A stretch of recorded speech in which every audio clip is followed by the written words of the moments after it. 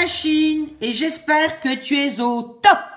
Alors, aujourd'hui, la phrase verbale ou non verbale. La phrase a toujours un sens. Elle commence toujours par une majuscule au début et une ponctuation à la fin. Mais une phrase peut-elle avoir un sens sans verbe? Nous allons voir.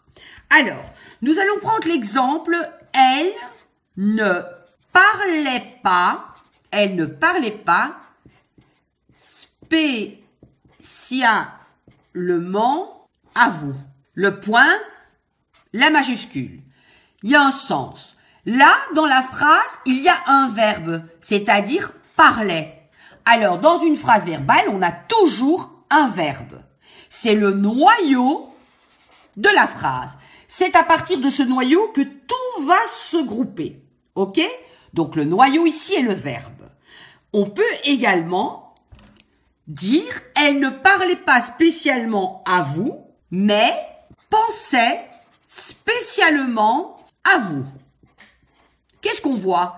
Eh bien, on voit ici une phrase avec deux verbes. Elle ne parlait pas spécialement à vous, le noyau est parlait, et pensait, un deuxième noyau. Donc, dans la phrase verbale, on peut avoir deux noyaux, deux verbes. Mais dans la phrase non verbale, alors la phrase non verbale, c'est une phrase qui a un sens, mais le noyau n'est pas le verbe. On va voir, quelle belle image, point d'exclamation. Alors là, parfois, c'est surtout, on indique soit une phrase qui a de l'expression, ok? Alors, quelle belle image. Ici, il n'y a pas de verbe et en fait, c'est image le noyau et image est un nom. On peut aussi avoir une interjection, c'est-à-dire le mot zut.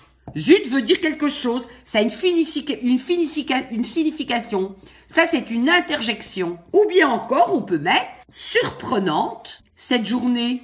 Et là, on va mettre un point d'exclamation aussi. Vous voyez souvent, d'ailleurs, dans le non-verbal, il y a des points d'exclamation. Il peut ne pas y en avoir. Donc, quelle belle image, c'est le nom qui est en fait le noyau de la phrase non-verbale. Mais vous voyez bien que ça a un sens. Donc, nous répétons.